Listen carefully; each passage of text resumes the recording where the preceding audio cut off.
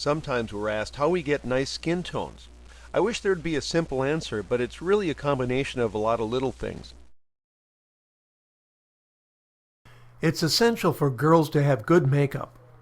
My wife is skilled at that, but obviously, if you don't want to do it, you aren't good at it, or you're not married to someone who is, you'll need to find a makeup artist. Trust me, high school seniors generally don't do proper and complete makeup for photography.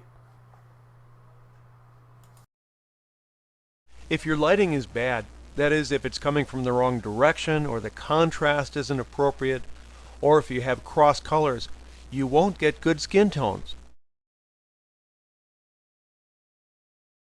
Correct color is essential for the best skin colors. Shooting in the raw format allows us to fine-tune it later, and there's absolutely no damage to the file when shifting the colors in a raw processor. My raw conversion software is Capture One. It still provides the best skin tones of all the raw converters. Retouching software does a great job, but I help it along by taking out any difficult problems, then running my portraiture action.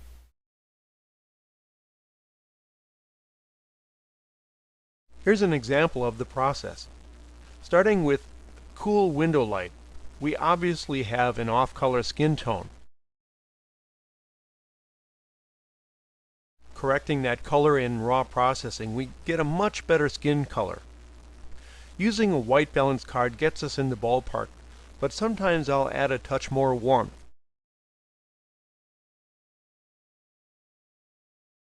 Good makeup is as important as any other factor. If this step is missing, you won't get the best results no matter what you do. And finally, with a little Photoshop retouching, we're all finished. Once again, the before and after show the reasons we go through all that effort.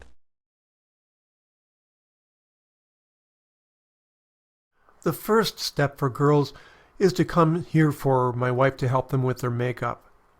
In almost 40 years of senior photography, we never had anyone not enjoy their makeup. And guys with bad complexion are also helped.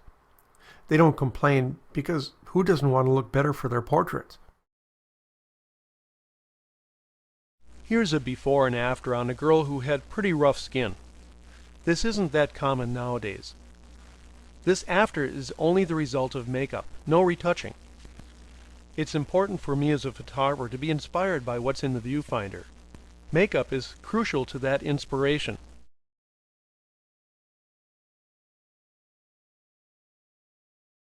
Shine and lack of color were the problems here.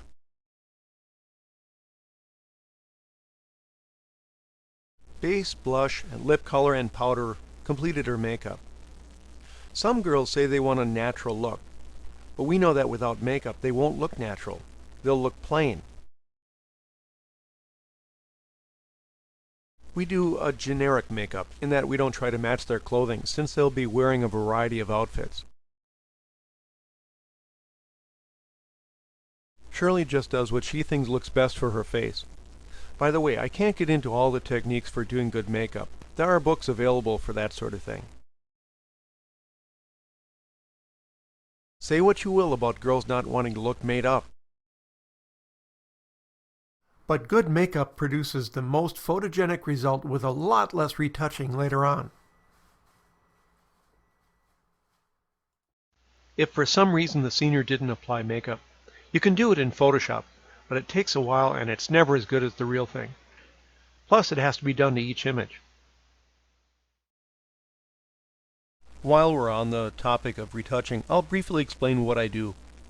First, I get rid of the large blemishes using the patch tool in Photoshop. It may not be the fastest way, but I find I have the most control with it.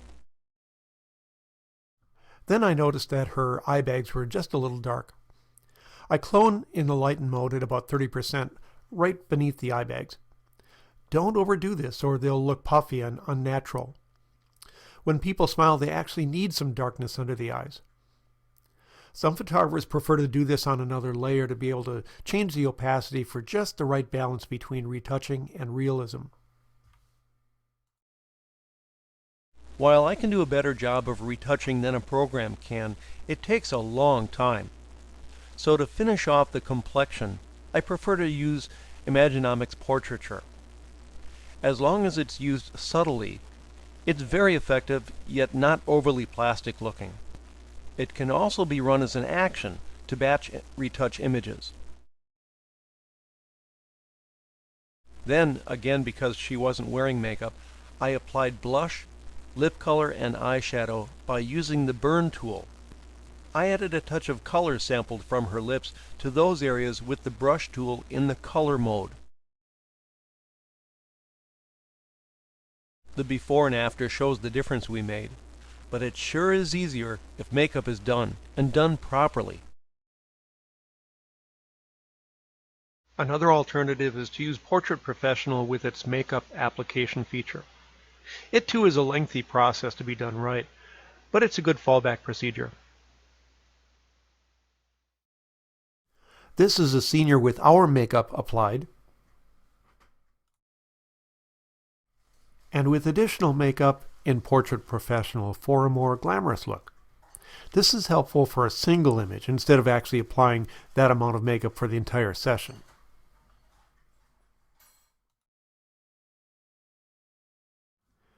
I prefer not to use the sculpting features in Portrait Professional, since I'd rather do that in Photoshop if it's needed.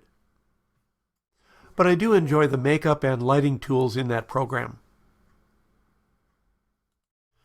You know, when software alone can add makeup and lighting without much or any human customizing, it won't be long before this is on cell phone cameras too.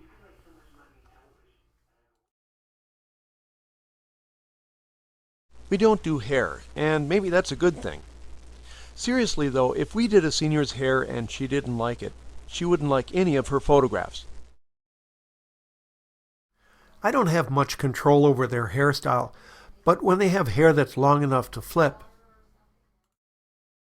we do it. It adds so much volume and impact to the image.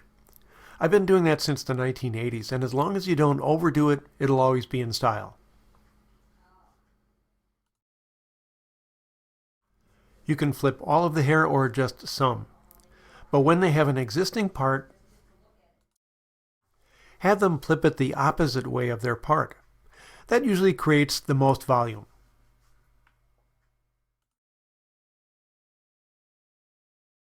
Let's show the difference in makeup that lighting can make.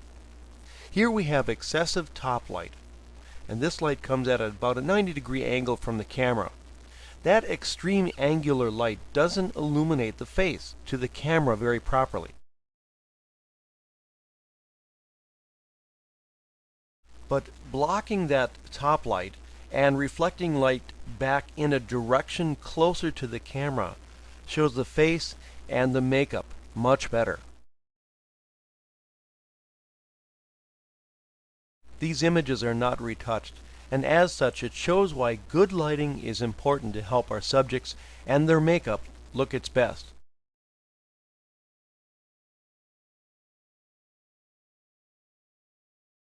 Raw capture and conversion are involved in the process of getting great color. I use Capture One, which gives me slightly better colors consistently and quicker than Adobe Camera Raw or Lightroom.